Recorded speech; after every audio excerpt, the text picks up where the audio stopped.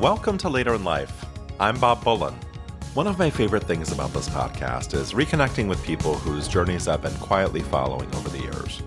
My guest today is Ron Popp, someone I first met back when I was reviewing theater for Huffington Post, or HuffPo, as it's called now. I believe he was directing a show. I don't quite remember. I just remember meeting him and saying, oh, this guy, he's got something special. And we stayed connected through social media, and over the years, I've watched him build something really remarkable. Ron started doing stand-up comedy in his 40s, and today, just a few months shy of turning 50, he is winning comedy competitions, regularly booking gigs, and embracing a side quest, which he's hesitant to call a career, because he never really imagined it for himself. Our conversation goes all over the place, and in the best possible way. We talk about growing up gay in small towns, and why we both still have a deep affection for those communities, and the people who call them home, and how often rural America is misunderstood, quite frankly. We somehow find ourselves in a wonderfully Gen X tangent about the state of musical theater and the disappearance of our great leading ladies and divas, and we spend a lot of time talking about comedy, finding your voice, discovering what makes you funny, and realizing that some of the strongest material comes from experiences you've spent decades learning to protect yourself from. And we also explore something you don't hear discussed very often: what it means to be a gay comedian in your 40s, and why there aren't many voices telling those stories. It's a conversation about reinvention, authenticity, and the unexpected ways life prepares you for the thing you're meant to do. Now here's my conversation with Ron Popp. Tricks. We still got a few hits. Never the wrong time to step to the starting line. Sometimes it's later in life. Tell me about your game room. What is this? Where are we right now? So I collect Superman. I love it. Which I also is, have a friend who's really into Superman. He'd be very jealous of this. Yeah. And then my husband collects Oh my God. Transformers. So we have this whole game room of just nerd that and then we have the PlayStation and everything hooked up. So it's just a room of nerd. I have a friend who collects Transformers, and his is like, they have a whole room devoted. Like, I walk in there and I was like, holy shit. Like, how do you dust this? I just did mine. And it took a couple hours because you got to move everything. Some of it's like porcelain or old. And so, you have to, It's been so long since we've like seen each other in person. I think the last time I saw you, well, the first memory I have of you is when you invited me back when I'm my reviewing and blogging days to a show that you had directed, I believe. Possibly. Review. Yeah. God, that was a long time ago. Yeah. I know. Previous life. I always loved because they were just very like laid back. Like I appreciate, like, I would equate it to like Roger Ebert, that even if he would see something he didn't like, he loved movies so much, he could write a dissertation about it. That's kind of you in theater. And so I always appreciated your like zest for it, even though I'm sure you saw things that you liked, didn't like, or whatever. You would always just kind of, I don't say man on the street because you're very knowledgeable about it, but it was just a very like, One way I was kind of that. I mean, it's now that I'm like, acting again, I like have even more of appreciation for like when you're doing a show that you don't feel great about, like the work that goes into it, and to have someone just be like, oh, it wasn't great. You're like, listen, Linda, you don't know what we've done to get it here. I had to be up at 6 to go to work, and I still had to learn this monologue. So I was in tech all week and working, and I have had no sleep. I have no time for your opinions. So Ron, tell me a little bit about who you are today. How do you describe yourself today? I know, very deep, very Oprah. I would say at this point, I'm a professional, I guess I can say professional stand-up comic. And I still work in arts administration at theaters. And but I've been touring with comedy quite a bit. So I guess that would be occupationally what I'm technically am right now. Yeah, I think you have the full ownership to say you're a professional comedian, because you're doing it, you're getting gigs, you're out there. You have like, talk about, you said when you emailed me about kind of your journey about where you are. You started in 2019 in your 40s in comedy. Talk about, what was the switch has this something you've always wanted to do? So I was doing regional theater, and I was doing this horrible show in Wisconsin, and the cast, great. Everyone got along. Everyone loved each other. Like it was one of those like perfect casts. Yeah. The director was insane. Like I say that with sympathy toward insane people. Like the most stereotypical egomaniac you could think of. He also wrote the script, um, Oh boy. which was basically Tony and Tina's wedding, but they were called Joey and Gina, so it was very different. It was just a freaking mess. But I was away for like 9 weeks, I think, doing Was this it thing. improv also? No, I mean, it was one of those, like, you had your basic things, but you would interact with the guests. And Yeah. so, And kind for of, listeners who don't know, Tony and Tina's wedding is, I've never been to it, but I have friends who have been in it, and it's like an interactive experience where there is a script, but there's moments where you interact with the audience, I believe. yeah, Is that a good way to yeah, describe and it? that was, Okay. yeah, that's exactly what, yeah. Yeah. And so he was trying to do something like that. Okay. Yeah, and so the final week, our paychecks bounced, and we got together as a cast, and we're like, okay, we're still going to go on. Then the director came in like 2 days before we closed, like reamed us out for even thinking we wouldn't do the show when our paychecks. So everything about it was horrible, with the exception of the cast.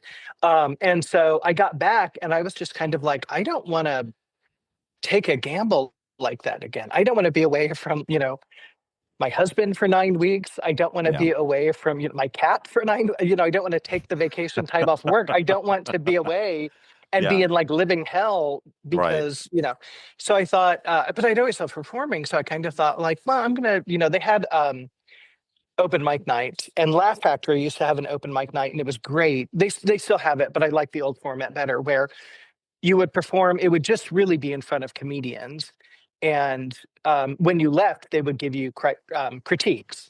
Oh boy. Which was great for like Okay. someone just starting out. Yeah, I know, Yeah. but it was actually a really supportive. Like I loved it. So I randomly kind of stumbled on that. Now they don't do that; it's very different. And I did it, and I just kind of really, really loved it. And I didn't realize I kind of made a career of it. I don't know. I put quotations up. No one's going to see this, but was hosting the Gerber Heart benefit a couple months ago at Sidetracks, and my friend who works in Devo there was introducing me and said, and this guy has like created a career out of stand-up comedy in a mere 5 years. And I'm like, no, I didn't. And then I started thinking, and I was like, oh, I guess I kind of did. Like I didn't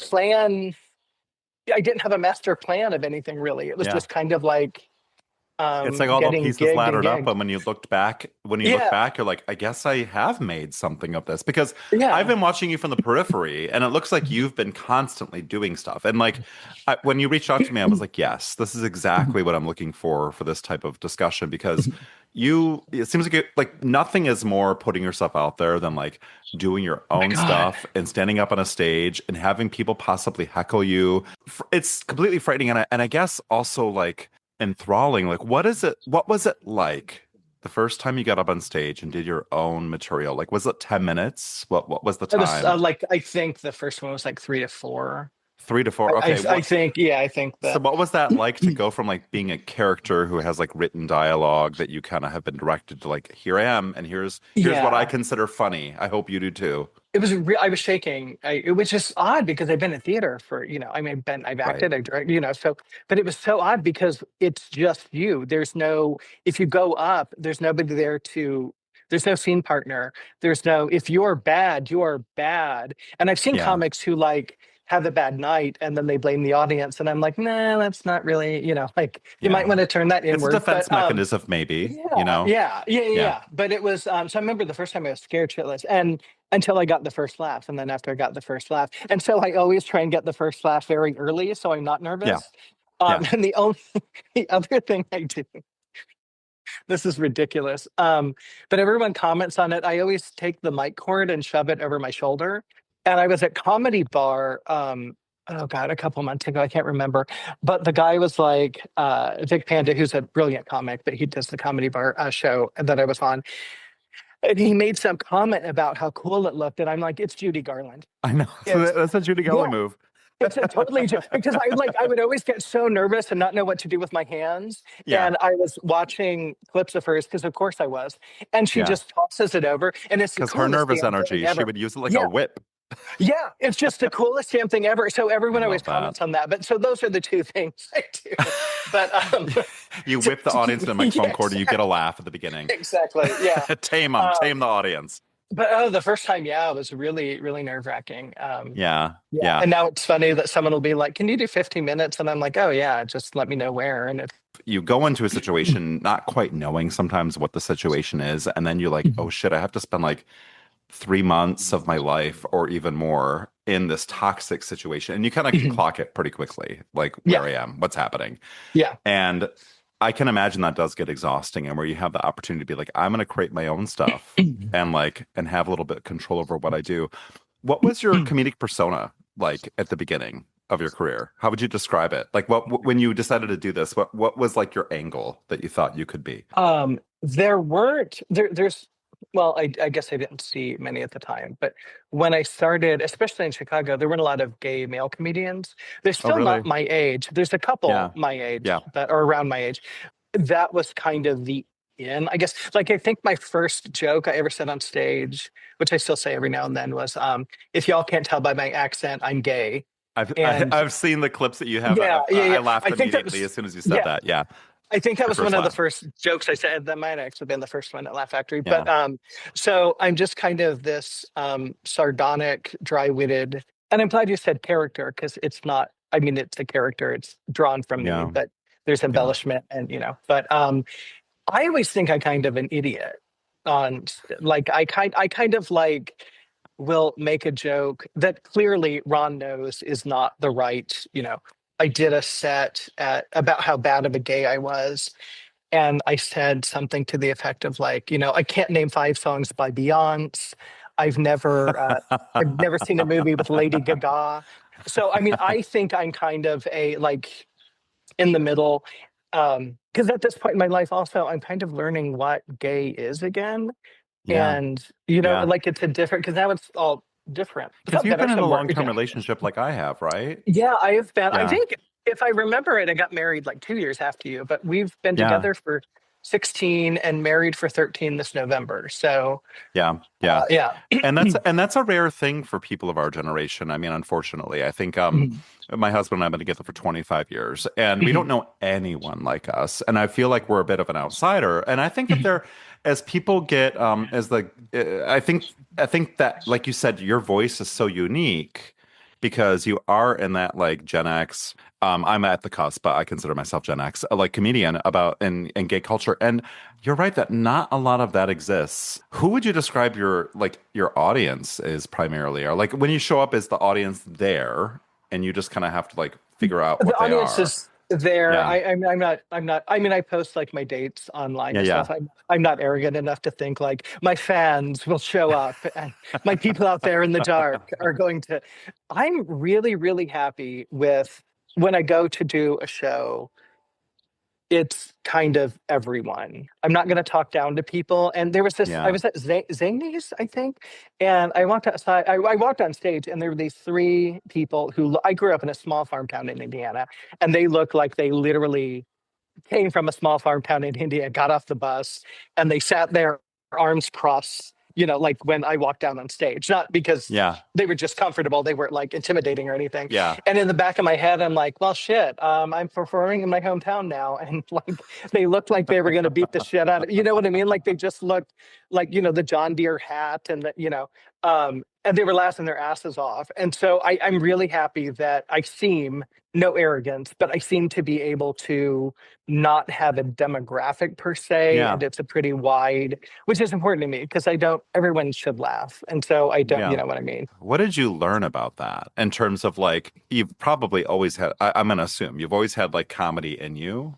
and or is Oh that yeah. something you discovered that you had? Is that a talent you No, discovered that you had? no, it comes from trauma, so I've used that for A years. lot of the best comedians have trauma, I've Yeah, heard. yeah. Yes. Read Yeah. about Chaplin.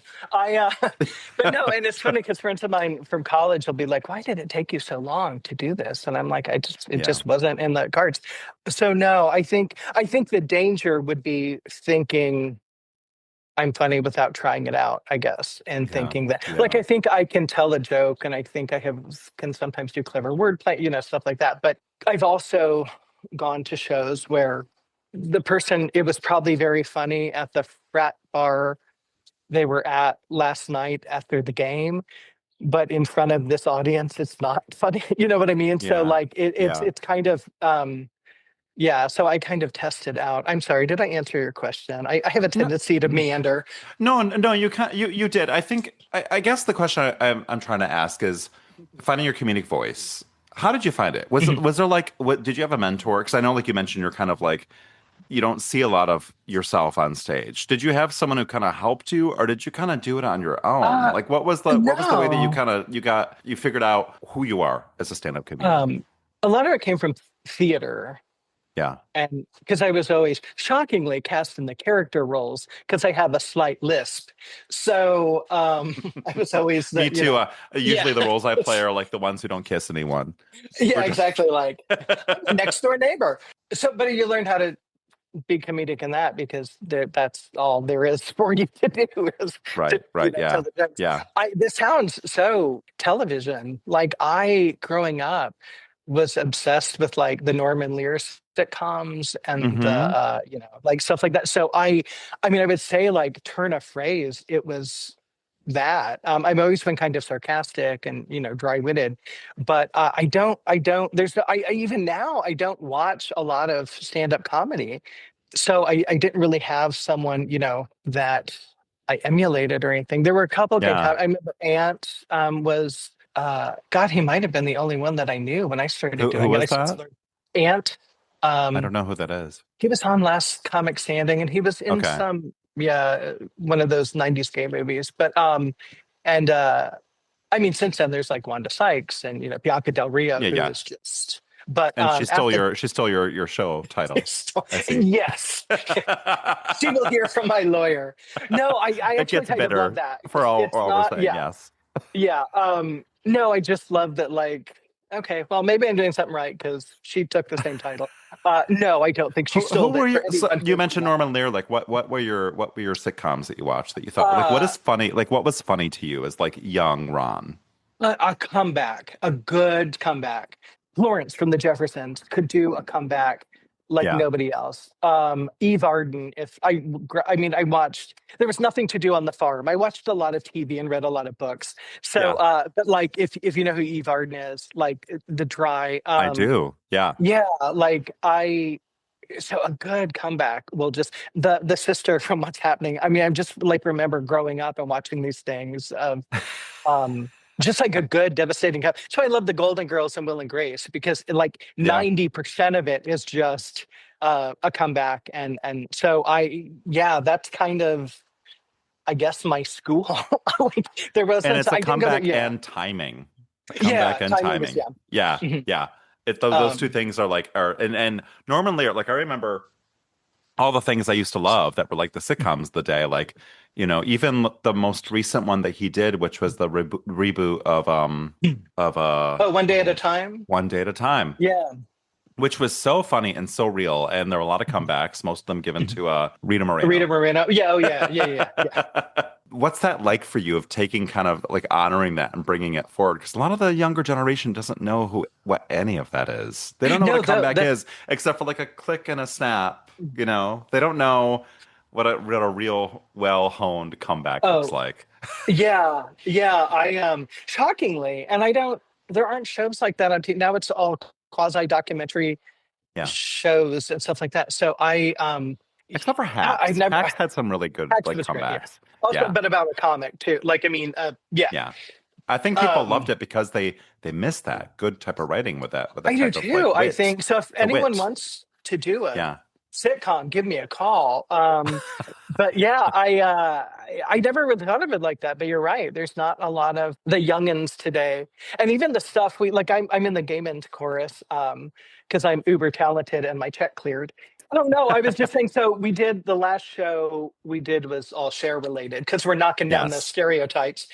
I was talking to a guy who sits next to me, and I was talking about my share moment is Will and Grace when Cher and Jack meet with the Cher doll, and he was like, "Oh, I've never seen that show," and I'm like, "You." Like, I know it's shot, and he's like I know. 23, 24. So I'm kind of I like, know. oh God, you're missing out. I Like, was I in a show just, with yeah. I was in a show with someone in her mid 20s, and I was referencing Will and Grace. She's like, I've never seen it. I was like, Yeah, really? Not even the reboot? yeah. I Whereas missed them. I'm like, So we lived yeah. in monoculture back in the day, and where everyone was kind of watching the same thing, and now it's so fragmented and it's moved so quickly that a lot of the stuff that we assume people had references to, they don't exist anymore. And I No, don't yeah, think that it's there's a lot of honoring the history of queer culture because we're always looking ahead. We're always seeing what's fresh and new. Well, I don't So, think people realize how recent Will and I remember when Roseanne had an episode where she was at a bar and a woman kissed yeah. her. And that was like the most, like, But oh that my was like God, that 40 was the years ago, worst thing. Ron. That was 40 years ago almost. Shut your mouth. I That know, would have but in a been, way, yeah, it seems like we've gone but backwards in a it's lot of not, TV. yeah, Yeah. it's just kind of like and then I watch, something like Heated Rivalry or Fellow Travelers, and I'm like, is this okay? I mean, I'm shocked I'm seeing this on TV. When We Rise, which I think I'm the only person who watched, hmm um, hmm but there is this, and everything now, God, I sound like a boomer, but everything now is so mean-spirited and Don't we find that online. as we get older, we're like, these kids don't appreciate the comedy Well, of and it's yesteryear. yeah, but like I mean, I'll watch like someone on TikTok, and I'm like, it's like when people filming meltdowns in public, which honestly I think half of it's fake anyway. But I'm kind of like, you're like filming this person on the worst day of their life and putting it out there Yeah. for people to laugh at, and like it's just so mean to me Yeah. from someone who can like kill someone with a line. It's really mean to me. Yeah. So Yeah. it's And I but found a that's lot of where kids, comedy I is. found a lot of kids are finding like comedy from RuPaul's Drag Race of it all. They're finding like the one-liners and the comebacks from that show.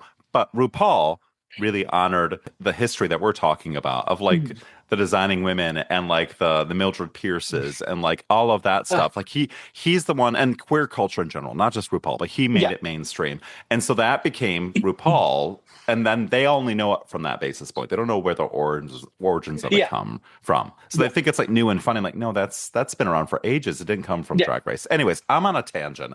I want to No, go I get back, Ron, to you in the farm when you're it. young. Where did you see yourself when you were a kid?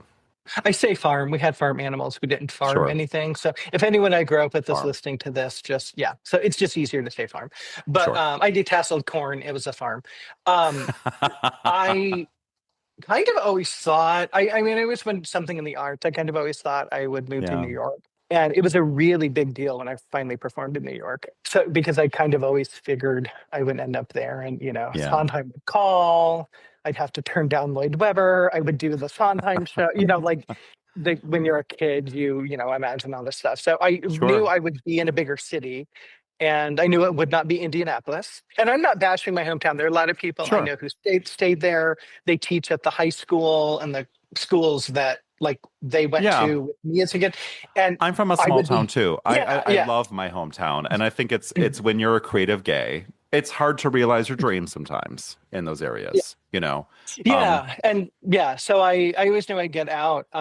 Yeah, I kind of lucked out with Chicago, I think. But yeah, yeah. yeah. And so you always knew you'd be something creative. You went to acting, and you dabbled around, as I mentioned, you directed. You've done kind of Mhm. all facets of theater. Then you went to comedy. So looking at your comedic career, which is a new term and an acceptance for you, we're going to embrace it. What have you learned about yourself? I think the biggest thing is that I'm stronger than I thought I was Say something about in, that. in that aspect. Like it's literally just you. It is literally just you. You have to put the work in. You have to write. You have to work the material. You have to, I can't rely on Edward Albee to do my work for me. That was a lot for me because that's a lot of work, quite frankly. But I've also learned that I have a really strong work ethic, which like I never thought I was a slouch or anything, but it's a very different kind of work. Like in early June, I was supposed to go to New Orleans for this comedy festival, which is actually when I heard your podcast. And I was going to take the train because I was exhausted. And I'm like, this will be great. The derailment, the train got canceled. So I'm like, flights were too expensive. So I ended up driving the whole way down. And I'm Yeah. like, 5 years ago, I never would have done that shit. I just would have been like, I'm so sorry, can't make it. Can we reschedule? But it was very much like, oh no, no, I don't cancel. We're making this Yeah. work. And And it was, it's your name and reputation that you were very yeah, much accountable yeah. And to. Yeah. so when I'm sending out, booking letters and stuff like that, it's kind of like in theater, I would just be like, here's my resume. Here's my, you know, Hmm. like, here's my Yeah. headshot. I hope to hear from you soon. If I fit this very specific look that you're looking for this production of Three Sisters in a storefront or whatever. Whereas in comedy, I'm like, here is what I have done, and here is a clip. You might have seen me on blah blah blah blah blah. And so I'm The much hustle is more. real. Yeah. It is, but I'm actually I like promoting that aspect of it. Like I'm very proud of it, I guess. Whereas Yeah. and I don't know why, because I mean there are just as many stand-up comedians, but when I was doing theater, it was like I am one of 7 million people, 2,000 of which just graduated college and are submitting for this. You know what I mean? Like there's only Yeah. so many Yeah. neighbor roles out there. You would submit and not hear back and submit and not hear back. And it's the same sometimes in comedy, but like I have a backbone for it now. And I'm just like, I got a rejection letter from some comedy festival somewhere. And I was like, I have no memory of submitting to this. Like, unless they were like proactively telling me, you know, we do not want you. I'm like, I have no memory of submitting to these people. Have you So always been? Because yeah, I would imagine everything you're saying is like comedy. You have to be a little fearless and a little, I guess, yeah, delusional a little bit to be like. yeah, And I yeah. don't mean that in a bad way. I think it's like No, you no, have no, to no. like I to yeah. to get through it. And I think were you always that way? Were you always delusional, Ron? Were you always Yeah. like someone who didn't who just moved forward? Like was that always you? Or is that something you've learned through this experience? No, I think I'd always done it, but I never only because there was no other option. Yeah. You know what I mean? So if you're in a predicament, let's say never been fired, but let's say I got fired from my job or laid off from my Mm-hmm. job or something. Mm-hmm. It was like, well, I could either sit here and bitch and moan for 7 months till I'm evicted, or I can go find another job. In comedy, it's kind of different because I don't have to do it. I can stay home and, you know, watch Golden Girls reruns. I don't have to go out there and I don't have to. So I've kind of learned that if I want something, I do have to go for it because nobody else is going to do it for me. Yeah. Uh, Yeah. Whereas it's not like a survival thing necessarily of if I want dinner, I'm going to have to cook it or, you know, does that make sense? I mean, they're kind of two separate, No, it makes complete sense. You have to like it's not going to come to you. You have to go out there yeah, and get and work for it. No one's going to ask you unless like there's people. I'm assuming you're at a phase now. You're getting maybe opportunities offered to you where you're like, we need someone to fill in this space. Can you come in and like do like 20, 30 minutes here? Like people yeah. know who you are now a little bit. Yeah, I mean, I think in the city particularly, I would say, I mean, I won a contest at Zanies, I and saw so that. people were like, Congrats. yeah, yeah, that was yeah, like, sorry, that was a big effing deal. I'm Yeah. very modest, but that was I was really really proud No, of that. go for it. Like Yeah, no one's gonna my yeah. friend and I have a joke. This is a little side story about Betty Buckley. I hope you know who she is. You got a campaign, Betty Lynn? You got to campaign Betty Yeah, Lynn yeah. I when she remember was wanting to you be had the Norma Desmond in shirts. Sunset Yeah, Boulevard. Yes. Did you say you have was the that her? shirt? Yeah, oh no, I said you had the shirts. I I have the remember when shirt. you were Yeah. selling the shirts. Yeah, Yeah, yeah. yeah, and it's exactly She that though. mentioned Yeah, that. You got to campaign Betty Lynn because no one else is going to do it except for you. You have to yeah, campaign. So yes, campaign for yeah. yourself, Ron. But And then congrats. That's yes, huge. yeah, no, it's good. And then I think that gave me some street cred because people who I had submitted to before that I never heard back from would then reach out to me, be like, "Hey, we saw your clip on Yeah. Zanies." You know what I mean? The question that comedians always get asked, like, what was the moment where you bombed and how did you handle it? Have you had a I moment where you bombed, I guess? no, Really? no, and I don't say that to be everything I've done is perfect. I have had better sets You than haven't other ever had sets. flop sweat? I have no, I mean, I've had sets where a joke didn't work, a joke didn't land. I've had sets where the audience didn't like the joke, whereas the audience the night before loved it. So I've had stuff like that. And I don't know if it's perception, but when I'm done, I always analyze it and try and learn from it. And maybe that's why I don't think I've bombed. Yeah. You take it Because as a I learning don't versus a yeah, failure. and Yeah. that might be so maybe I have. It's the I've delusion, not heard Ron. about it. Yeah, exactly, exactly. Hair toss. But so yeah, so I don't feel necessarily that I have. But that's the thing too, is when you're telling you know 50 jokes in 10 minutes, Yeah. if they don't like one, you can move to the next one. Move So on to the next one. Yeah. yeah, so I don't want to say the place because it's not the place's fault. I feel like most of the audiences there think they're seeing improv or sketch. And Yeah. so when you do a stand-up show at this venue, I think sometimes there's this, wait, what are Tone we in shift. for here? Yeah. Yeah. Yeah. And so at this place, which again is not the fault of the place. Yeah. Um, I've had times where I'm like, that seemed to go well. Why weren't they laughing their asses off? Yeah. But I don't think it's bombing because I don't feel like I'm bombed. I mean, I think it's a perception thing. So, and I don't mean Yeah. to make it sound like I have always walked out there and killed. That first time you went up and performed for those like 4 minutes, which seems Mhm. crazy to like kind of to do that. What type of feedback did you get that was helpful from other comedians? I mean, They laughed, which was the number, like the audience laughed, yeah, which at the time was mostly comics, but for someone just starting out, it was great. And yeah, then the critique I got, because again, they used to, as you left, they would kind of give you but he was like, you need to be doing this every night. And I'm yeah. like, okay. Like, I mean, that was the critique. So I mean, I took away from that, like, okay, there's something there, you need to hone it. But that was, but it's honestly, uh, if they're laughing, they're laughing. I was on a show like 2 months ago with someone who kept talking about how all they did was alt comedy.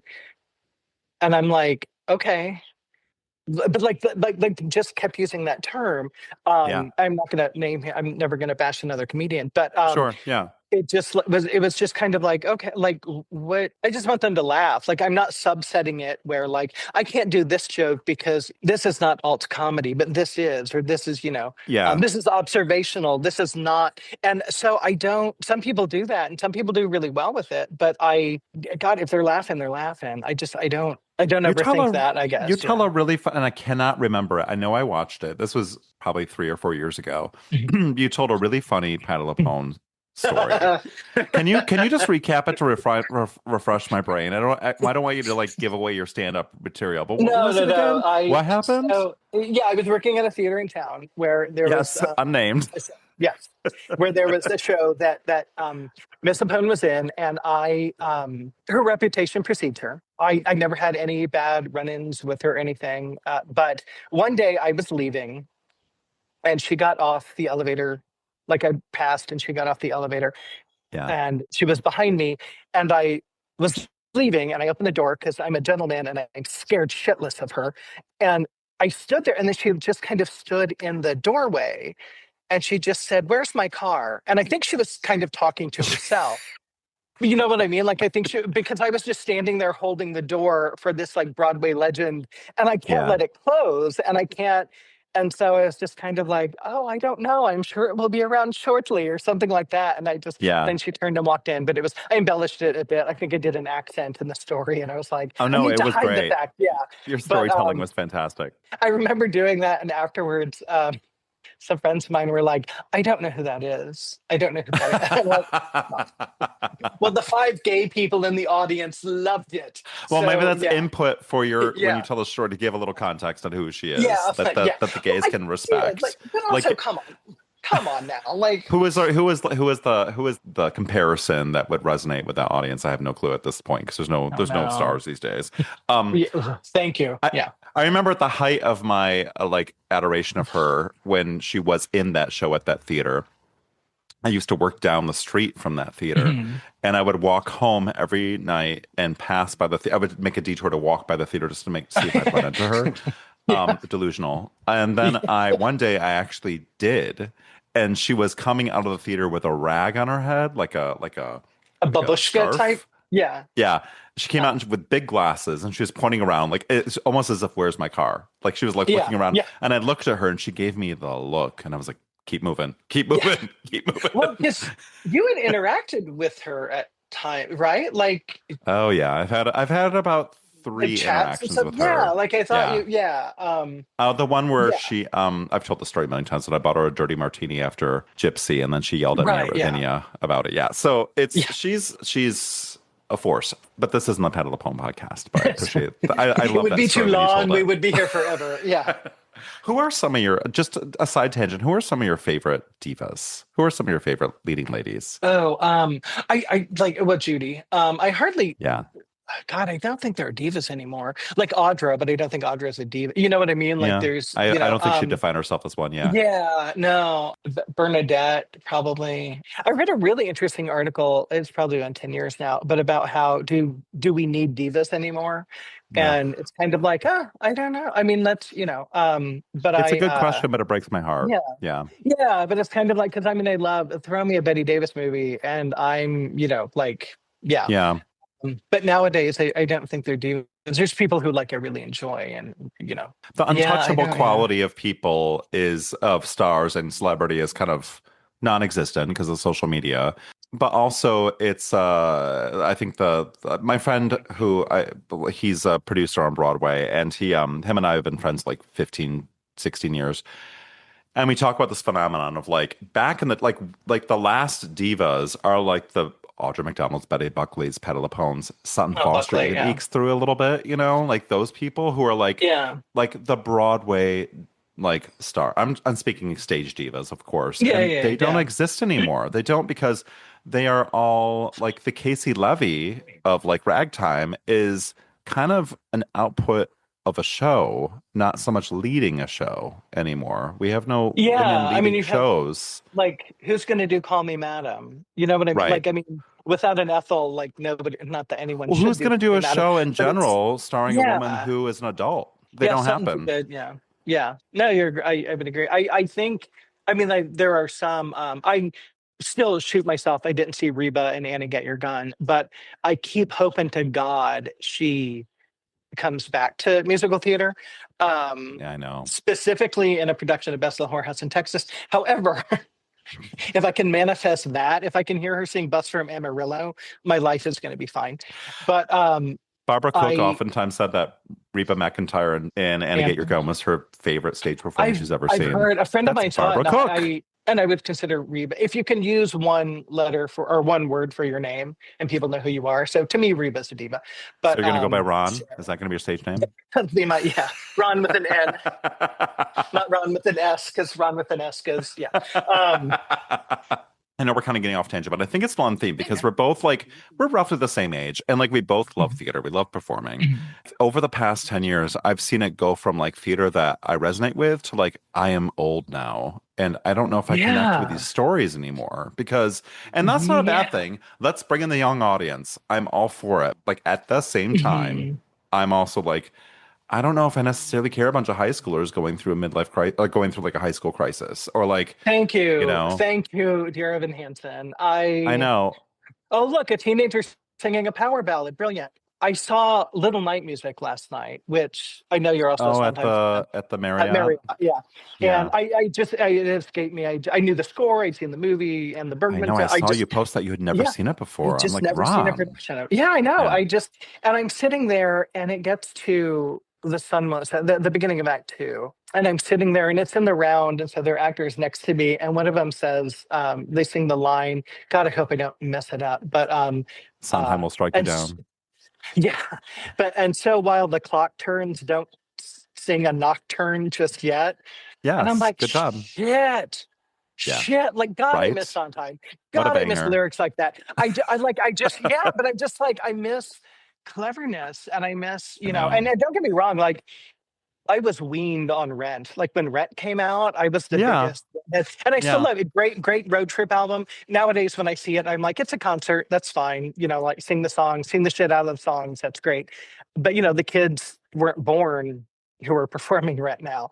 Yeah, I really miss like I mean, I and there's think the stuff I thing really love, but there's a point, there's a really good point there because I think what Sondheim wrote in the style of the show that it needed. And A Little Night Music, even though it's not going to resonate with a younger audience, he wrote it in all three-quarter time in waltzes because that's what yeah, the show yeah, demanded. Like, and it has a very distinct sound and vibe, which is very different from his other shows. Like Company was kind of like a rock musical yeah. at that time, like And a kind of a bossa Sweeney's nova enough. rock Yeah. musical. That a lot of contemporary musicals, not all of them, but a lot of them sound like Christian rock.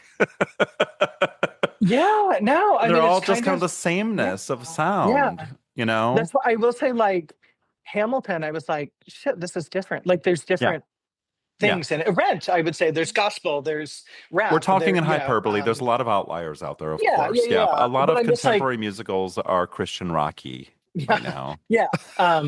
Ahrens Flatley, I miss. Like, I Flaherty, mean, who are Flaherty. you? Sorry, Flatley? sorry, sorry, Flaherty. Flaherty. It's No, the okay. Indiana sneaking in. Yeah, So going back to you, where do you see your career going? What would you love it to well, be? nowhere What now would you since I love it to mispronounced that be? composer. So I'm clearly going to be ostracized from I every know. piano bar in the city now. Could you imagine I walk into like Marie Chris and they're like, no, no, no, no. We heard. Get out. Marie Is Crisis. What are you talking it about? Crisis? Is it That's Crisis? I've never Crisis. been. Okay. Marie's Crisis. Performed in New York. I'm We're my cutting this favorite all out. I diva. don't want to ruin Yeah, your yeah. reputation. I don't. I just know what it is, but I don't. Yeah. I know. Anyway. I've only been there twice myself. Yeah. So, where do you want to be? They, Where do you want to be? Like, I know this question always sucks because I don't even know where I want to be in 5 years. But like, let's talk yeah. about like 2 years from now. Like, where do you want to be? What goals No, do you like I, have? I would like to. I think eventually I would like a sitcom. Quite frankly, so if anyone out there Let's wants to give a go. 49-year-old gay man a sitcom, I have a premise and everything. But Do you want to put it out in the open, or do you want to keep it? I always thought it would be funny to have a gay man have to come back to his hometown, Hmm.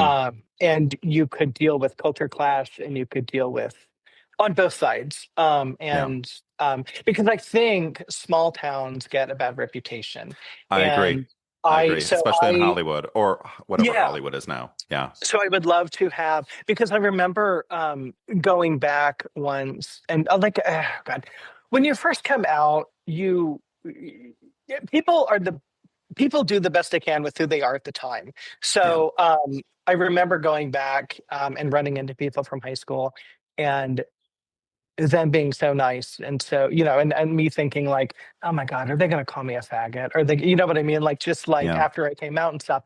yeah. And so I kind of, and I went to my high school reunion, which was so much fun. I'm glad I grew up there. I'm glad there are some wonderful people there who, like, I needed to get out, but Yeah. Yeah. yeah, I do think they get a bad rep. I think there's an interesting story to be said there. I love this concept of like, and I don't think this has been really explored. Maybe like I'm thinking a Bridget Everett show. Oh yeah, some I'm just Somebody going to mispronounce somewhere. everything. I'm just No, going to no. mispronounce it. Yeah, I'm also the same way, Ron. yeah, I'm somebody names somewhere. and Yeah, things. I'm always the same way. So I'm picking on you, but I'm also a yeah. culprit. What I'm trying to say is like not a lot of like modern media in general, like really Mhm, honors like small town life and its complexities. You love it. You have an affinity for it. There mhm, are great things to be had there, especially if you're an outsider. Like there are mhm. people who are lovely and loving, and there's culture to be found if you look for it. To explore that is really fascinating. I love that concept. Yeah, I would. Yeah, I just think that would be a fun. Yeah. So if anyone out there, Yeah. So you just want to you be in a sitcom about yeah, coming home. Well, let's make it happen. Let's make some yeah, calls. let's yes, Yeah. yeah. Um I'll call Patty. she can play your mom Yeah, with a New Jersey accent, yeah, a Long Island Ron! accent. Ron, what are Oh, you doing on? yeah. Are you a fag? So if someone were to come to you and like Mhm, not necessarily like in looking to be in the comedy vein. Well, I do want to ask this question before I get to it. Have mhm. you had anyone come to you for advice? The number one advice I would give anyone is don't talk down to your audience. Yeah. And They what does that mean? I mean, like there's this wonderful little town in Illinois called Peatone, and I have Hmm. done the show 3 times in there, and it's like it's just this bar show, but everyone is so nice. And the first time I went, I pulled the booker aside and I was like, "You've seen my stuff, like." Yeah. Should I clean it up? Not that I'm dirty, but I mean, it's just, Right. and he's like, no, no, you'll do fine. You'll do fine. I killed it. Like they were so going back to how small towns are great, like Yeah. they get better Yeah. at, but I was just like, I don't know, I was also early and nervous and yeah. But I've seen people in that same show go on stage and be like, well, you look like a bunch of rednecks. And I'm like, don't, Oh that is no. talking down to Yeah. me. Like, don't, Yeah. so that would be the number one thing. Like no matter what your audience is, they're not there to be ostracized. Basically, they And want to laugh at you. So yeah, I think that that's why your comedy is so interesting because you are a gay comedian who understands small town America, understands yeah, it, maybe, right? yeah, And I think that's why like yeah. like I'm dating myself, like Rhett Butler and like even like Roseanne. Like those people were popular Oh back in the day yeah. because they spoke to that audience. But you also Mhm. do, and you also get it, you clock it, and you know how to Mhm. talk to them and know what that vibe is like. And I think that's really important. I'm Yeah. trying to, yeah, yeah, yeah. Yeah. Thank you for So that. I not talking appreciate that. down, what else Mhm. what other advice would you give? Um, it's a marathon, not a sprint. There's a place in Chicago that is known for improv, and a lot of people who were on a famous TV show sometimes started out there, but I don't want to give the name.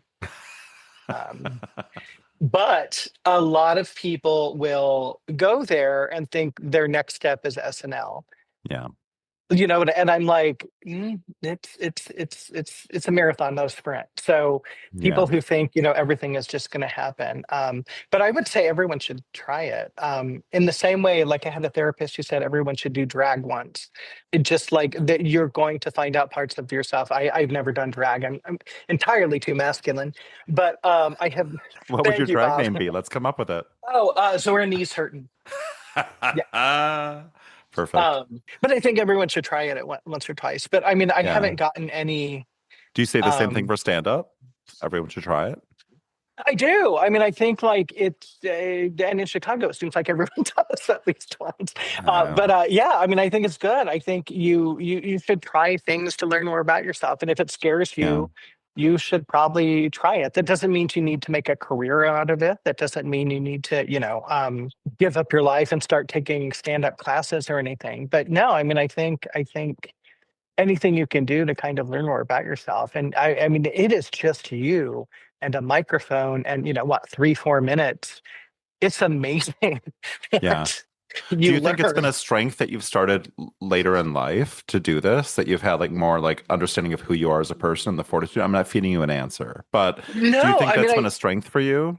I think so because I don't think like Dorothy can't go home immediately. I don't think 20 years ago I could have done how gay is this podcast? We've like literally mentioned divas. I just did a Wizard of Oz reference. Um, But like, I don't think 20 years ago I could have done it. I don't think Yeah. because I just wouldn't know.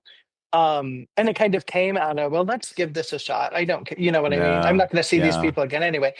And I think as you get older, you gain more, well, confidence, delusion, perhaps, let's call it that. And also, like, who gives a fuck? Life is too Exactly. short. Let's Yeah. It's go. kind of like you don't, and you kind of stop caring about, and it's so I was talking to my therapist about this. I know it's shocking. I would be in therapy, but or every now and then when I still do something, I'm like, Yeah. God, so and so from junior high would have really hated me for this. Or I mean, Mm, like every now and then the things yeah. will pop into my head, and Yeah. then I'll immediately be like, "Bitch, I'm a 50-year-old gay man. I don't care. Like I don't."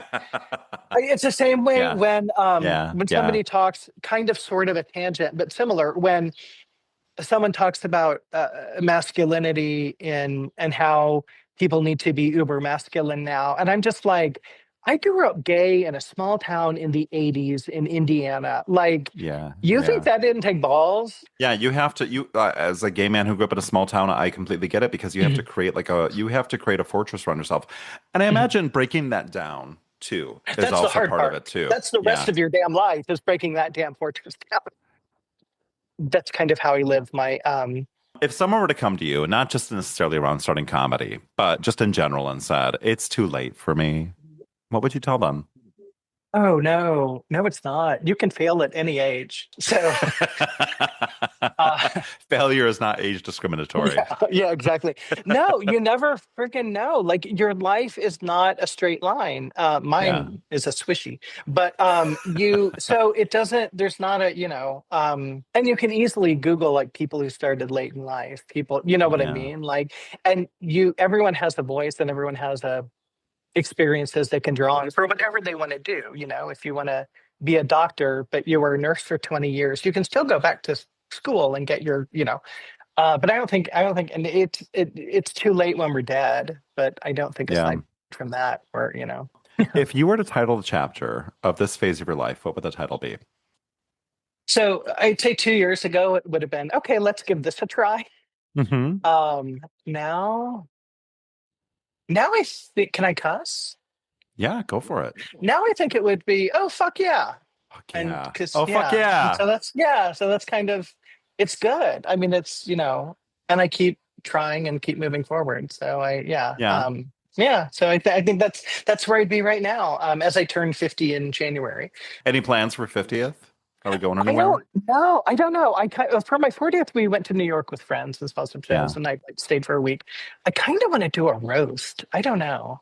Like find a charity. Ooh. Yeah, like find a charity and do a roast. Yeah. Yeah. Well, fabulous. Well, Ron, Yeah. it's been fabulous connecting with you. This has been so You fun. too. Yeah. I want to come and see you perform. What's your next gig? What's your next thing? I am hosting Monday night at Zanies Okay. in In Old Town. Rosemont? Oh, No, Old Town.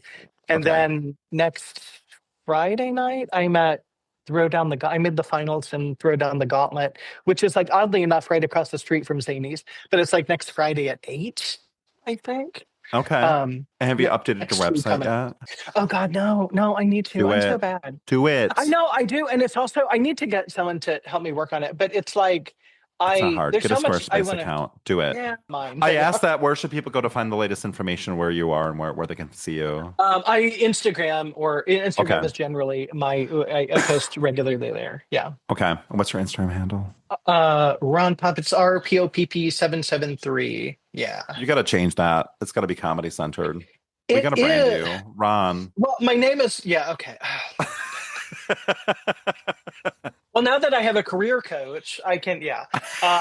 You were not the first person to tell me that. I know. I'm young and hip, and as soon as I learn Ron how to do at that, I will. Yeah. AOL.com. CompuServe.